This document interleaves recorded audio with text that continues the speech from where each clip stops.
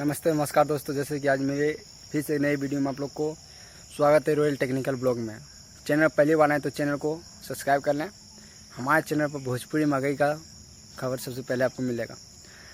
अभी भी आपको बोल का सॉन्ग चल रहा है, सावन का महीना चल रहा है, आप लोगों को पता होगा सावन का महीना।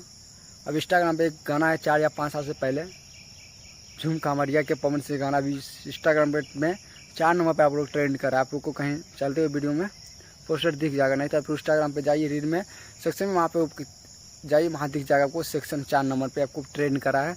पवन सिंह गाना है, वो भी बोलूँ का गाना, चल कांवरिया झूम के, ऐसा गाना जो कि 4 साल 5 साल से पहले का गाना है। वो कांवरिया गाना अभी ट्रेंड कर रहा है इंस्टाग्राम पर।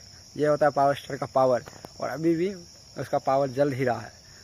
और बहुत सारा गाना भी, खेसारी यादव का गाना पिछले साल का एक गाना है, वो उसका भी ट्रेंडिंग में चल रहा है। और पवन सिंह का भी एक गाना है, अभी वो बोले वो 4 नंबर पर ट्रेंडिंग कर रहा है, खेसारी नंबर का 12 नंबर पर ट्रेंडिंग चल रहा है इसी। और आप लोग जाइए, नहीं विश्वास आप लोग जाइए देखिए। और हमारे चैनल पहली बार आए तो चैनल को सब्सक्राइब कर लें।